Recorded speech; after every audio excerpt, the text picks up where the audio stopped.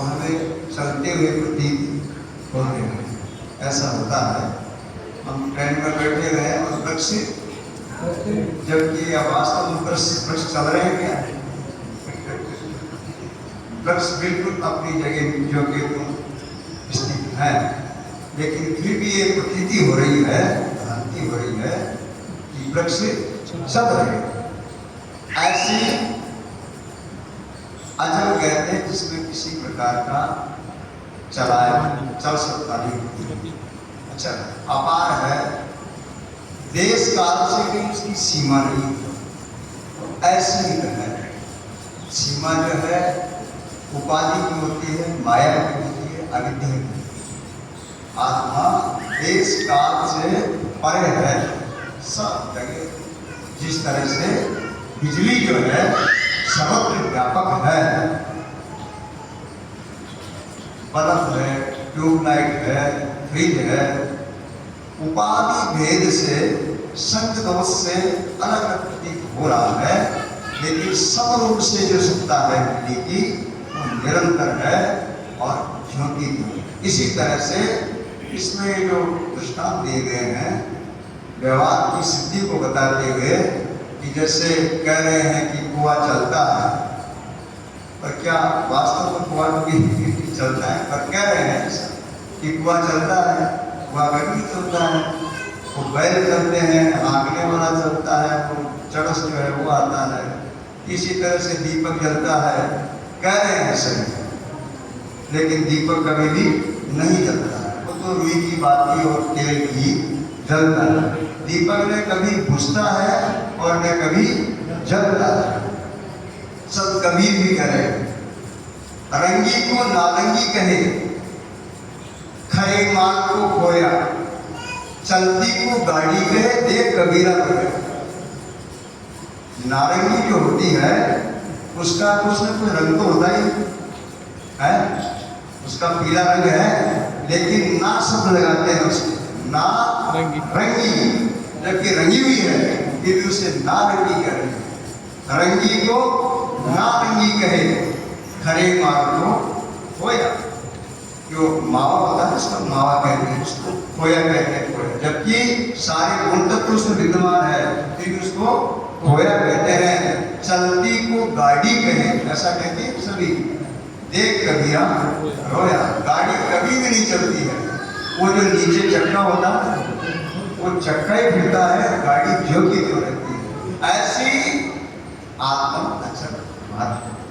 जो है उस सब के अंदर रमा हुआ है और रम के भी सबसे न्यारा अलग है, सबसे अलग है। अब कहते हैं ऐसा व्यवहार के अंदर कि महात्मा जी धूने पर बैठे हुए हैं। आप बताओ धूने पर बैठते क्या महात्मा? अगर धूने पर एक बार भी बैठ गए क्या स्थिति होगी? पर कह रहे हैं महात्मा जी धूने पे बैठे हुए, फला व्यक्ति चिलम पी रहा है, और ध्यान दो कभी चिलम पिया आज तक किसी ने?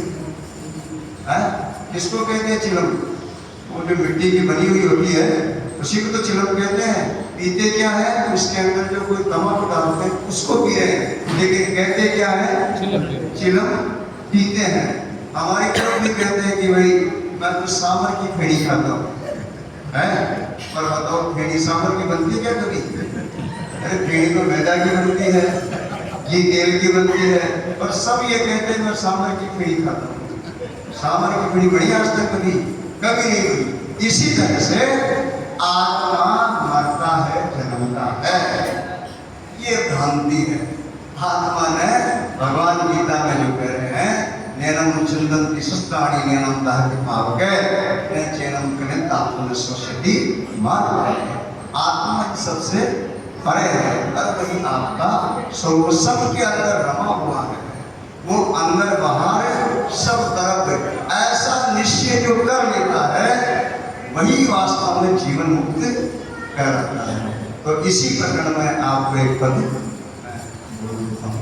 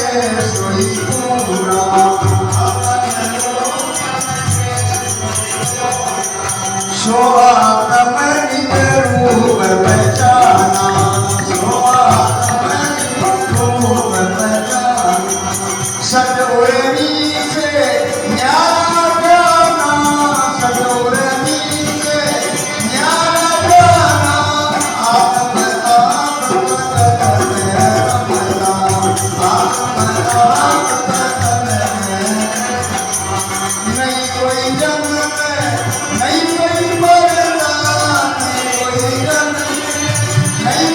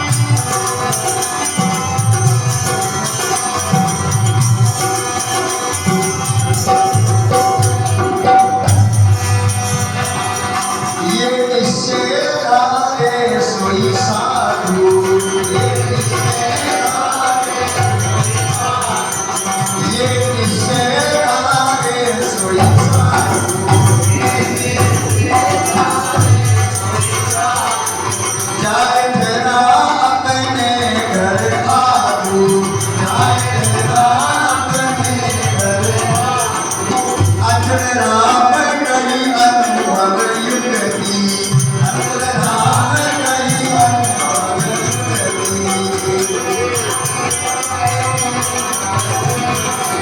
लगे जिज्ञासु जीवन मुक्ति, लगे जिज्ञासु जीवन मुक्ति, आत्म आत्म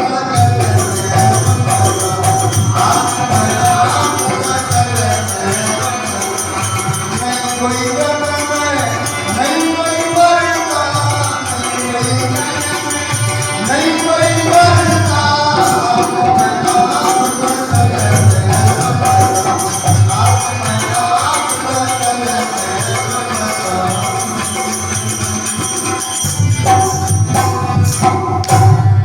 सच्चिदानंद भगवान की जय हो।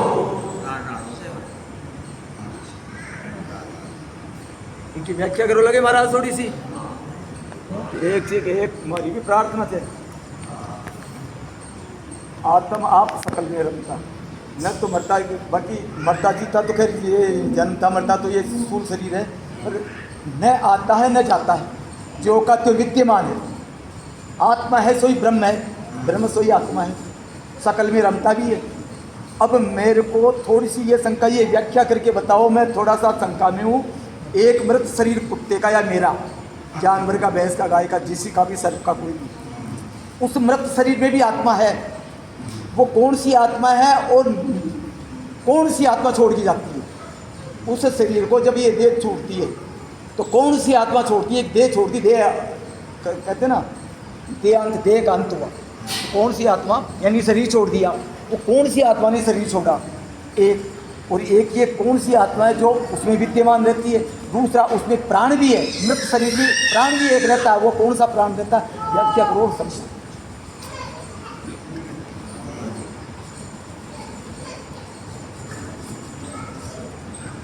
बोलो सच्चिदानंद भगवान। देखो,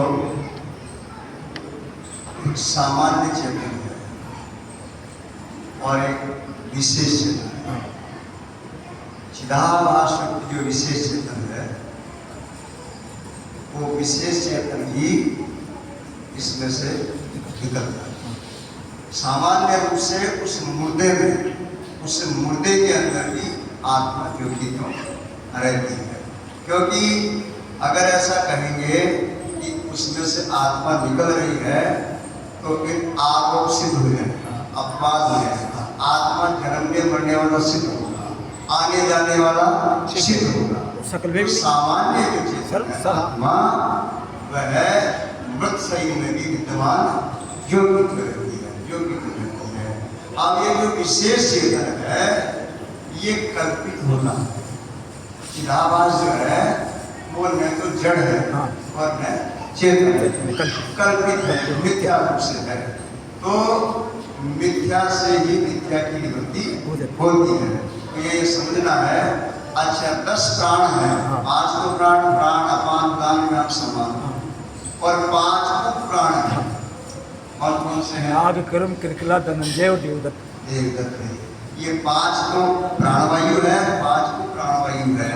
इनमें से एक प्राणवायु उसके अंदर रहती है, धनंजय, और उसी से मरने के बाद भी शरीर फूलता है और कीड़े पड़ता है।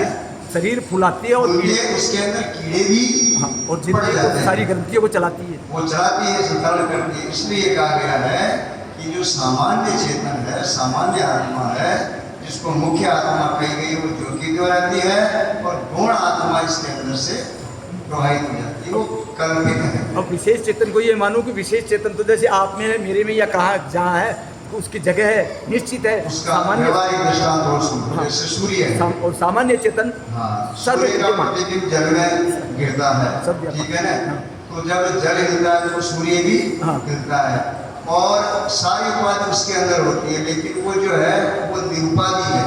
ये सोपाधिक है, वो निरुपाधिक है, उसके अंदर कोई भी विकार नहीं होता है। ऐसे ही मुख्य रूप से सच्चिद आनंद स्वरूप जो आत्मा है वो होते तो रहती है मृत के अंदर भी, लेकिन जो गौण आत्मा है इसमें से प्रभावित हो। बड़ो सुशीला